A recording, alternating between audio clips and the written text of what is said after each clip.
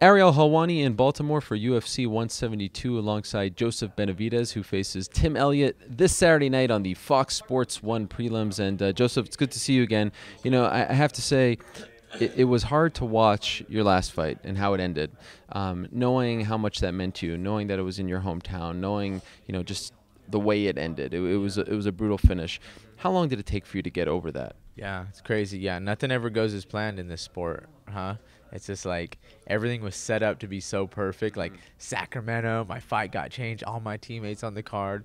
This like epic like Cinderella man story, and then it just like went totally the different way, like drastic change. But that's life. I've dealt with things like that before, and everything, and it's just really cliche, but it's just how you bounce back from it and recover from it. So just a test, like kind of testing my faith and my confidence and seeing how well I could bounce back. And I feel good, tried to put it behind me, but it was definitely tough. I mean, it was such a short, just abrupt ending to the fight. Like I didn't even get to fight, and that was more disappointing. After I felt gypped of like a good fight, like I think me and Demetrious could have put on a really, really good, high-paced, technical, amazing fight for 25 minutes, and no one really got to see that. And like even like remember the weeks after I had a concussion or whatever, but I remember like physically I wasn't like hurt, like I didn't even feel like I got in a fight, because you really recover like the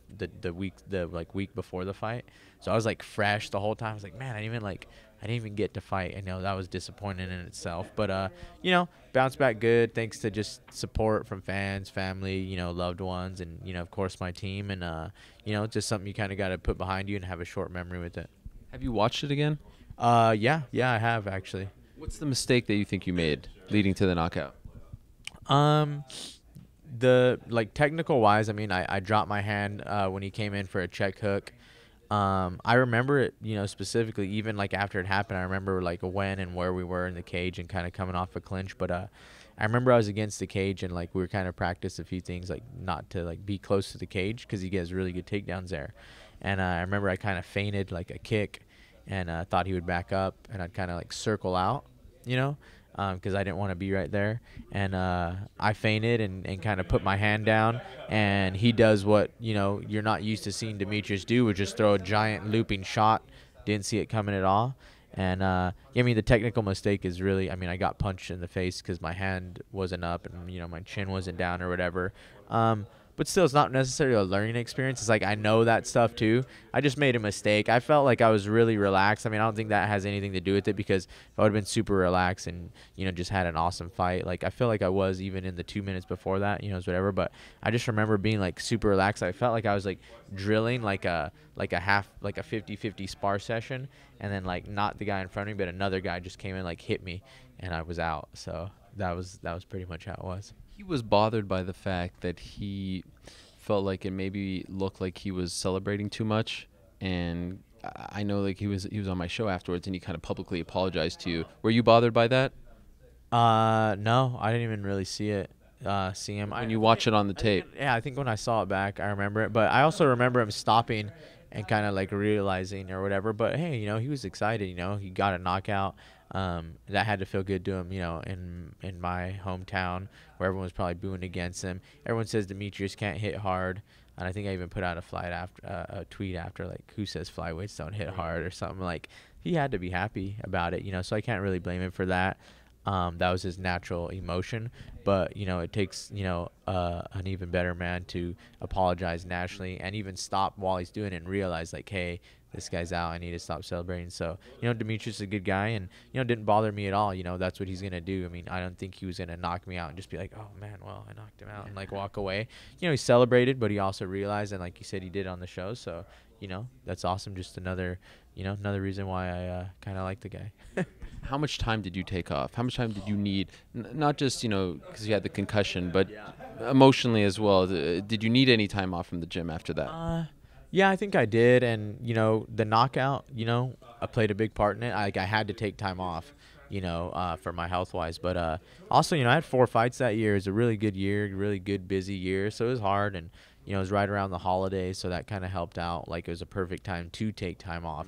You know, I didn't feel like I was missing out on a ton in the gym anyway, where usually I just want to get right back in there. You know, had to go and live the rest of life and just have the holidays and be around the family and everything. I think I was supposed to take like 6 weeks off from getting hit. I think I took off like 9. I didn't even really start sparring until like halfway through this camp, just to be safe. You know, I felt good, and you know, I know how to fight already. But you know, once I started sparring, it was full go. Jumped right in with their TJ Dillashaw, who doesn't know how to go anything but 100%. So it's a fight every time. But you know, I just wanted to know, like, you know, I can get in there and just do it again, and you know, just like I said, just kind of put everything else behind me. But the break was needed for my health, and just, you know, just to recover, like, mentally. So now, and I know you know this and been asked about it, but you're in that kind of awkward spot where you lost to Cruz, who isn't around, and you know, I know something about being awkward as well, so I sympathize with it. But you lost to Demetrious. So where do you find the motivation? Of course, there's money to be made. You know, there's a career to be had. But as long as he's champion, it might be tough to get another shot at him. So how do you keep going? Yeah. You know, luckily for me is I just love what I do. You know, it kind of starts with that.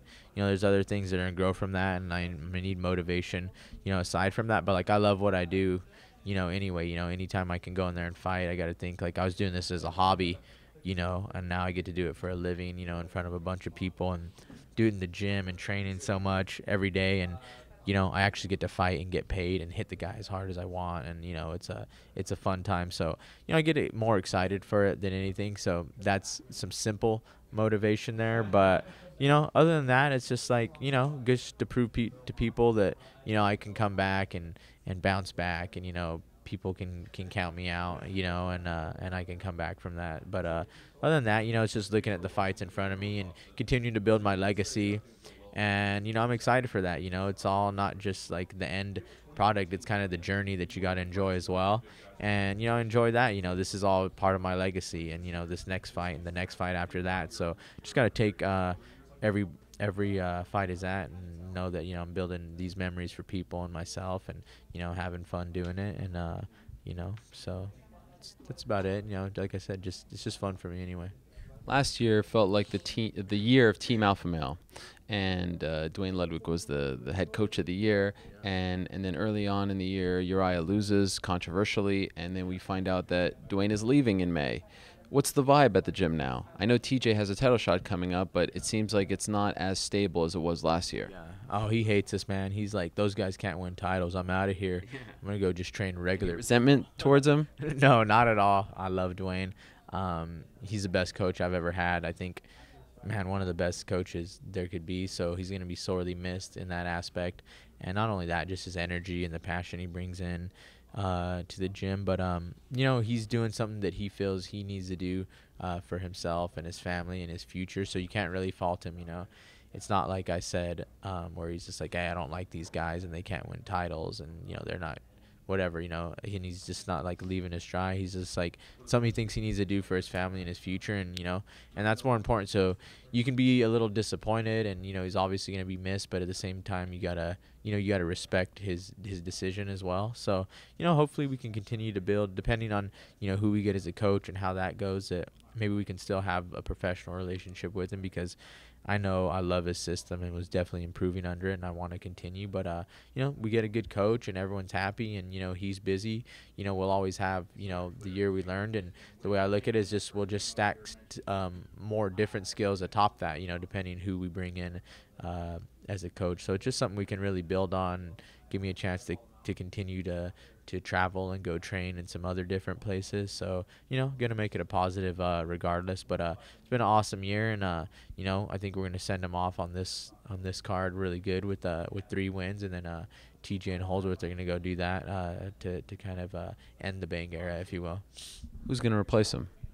We don't know. I mean, I really have no idea. We're looking at Jeff Van Gundy. That'd be sick. Right? I would endorse that, yes. Yeah, he's a good coach, right? I mean, he can learn. Pat Riley. My favorite coach of all time. Van Gundy? Yeah. Nice. Good stuff. Yeah, Avery Johnson was my choice. But, you know, I don't know how people feel about that. Vinny Del Negro. No, don't go. You're going with the Spurs guys. By the way, I have to say, and I know you're a big Spurs guy, I've hated the Spurs my entire life, Yeah. particularly because they beat the Knicks in the '99 finals. But I must say I'm rooting for them. They're so classy. What Greg Popovich did with Craig Sager's son. I mean, it actually made me cry. I watched it maybe 30 times. 30 times. I want to see Heat. I know no one cares about this, but I want to see Heat versus Spurs rematch, and then the Spurs win. Wouldn't that be so nice? Buddy, me too. I want it really bad. And I forgot my Obi-Wan Kenobi shirt. I was gonna wear it for interviews, and I forgot it in my freaking drawer. Either way, yeah, I'm excited. Like I've seen that a lot actually, even since last year, because even though they had the titles, like they got more respect playing against the Heat. Like people were watching them because they watched the Heat, and in the process were like, oh wow, these guys are awesome. They play so great. They're so respectful. They're so everything. So Classy guys, veterans. even though they lost, like last year, that gained a lot from it. Now people this year remember him because I feel like even though they lost that finals, they got more respect in that finals than anything. So I'm excited, and I guess we should talk about Tim Elliott because you are fighting. You are fighting him this weekend after all. I know you said his style is awkward, and he actually agrees. He calls himself awkward. What's it like fighting? Do you think he'll be the most awkward fighter you fought in the UFC? yeah, definitely. I mean, he's the most awkward fighter in existence, probably. Like, I don't think there's much more awkward than him. Dominic Cruz moves similarly, but like Dominic Cruz does it, I feel, with a purpose and like a rhythm. I feel Elliott is just moving and like he's so off rhythm and just doesn't react, proper to anything. Like Cruz, you can kind of find his rhythm. Like Elliott's just all over the place. Sometimes he's like in your face, like looking at you weird, and then sometimes he's just like moving, hands down. Like you never really know. So it's exciting for me just to go in there and have a challenge like that. I know it's something I'm gonna have to kind of adjust to in there, and I like that part. Just kind of adjusting on the fly in there. It's like a real fight where you go in there and I don't really know what this guy is all about. I haven't really seen anything like him, although we've had guys try to mimic him and stuff in practice and everything, but it's different. So yeah, I'm excited about it. He's awkward, but one thing that he does very good is come forward, and I love fighters that come forward and actually bring the fight. When people actually do bring the fight and fight me, I think I do good and flourish in those situations. So I think that could be good, and it'd make for a good fight, the two of us actually colliding and fighting each other. So both of us are going to bring it. It's going to be awesome. Is this your response to his crazy beard? This is all I had. This little thing here? Yeah, this is all I had. Yeah, for his beard. I'm going to have to speak with my fists, if you will, like people say. But yeah, this was just like I knew he had a beard, and I was like, man, I got to do something here. Yeah, so that's about it. Well, a year ago, it was the debut of Benavidez Shaw. Benavidez. Yeah. What I got a name for this one. Do you know what it is? Benfilo. Benfilo. I like that a lot. That's good. I don't know. Do you have another name? No, we hadn't really started. We were just, This trio has never really thought of it. Yeah, we were just You, Andre Fili, and Danny Castillo. Yeah, we were just like three buds coming to do our thing, like kind of like, we didn't really think of ourselves as a three-headed monster yet. We were just kind of like, oh, let's all go. You want it? You want to run with it? I like Benfilo though. I'm gonna run it by the guys. Okay, Run it by the guys and see what they say. Yeah. You're all very different, though. He's got his look. Andre Fili, great nickname. I have to give you the props on that. The best nickname in MMA, and I've been told you're the one who coined it. My girlfriend did. Oh, so Danny Castillo on my show said it was you. It was actually Megan. Yeah, it was.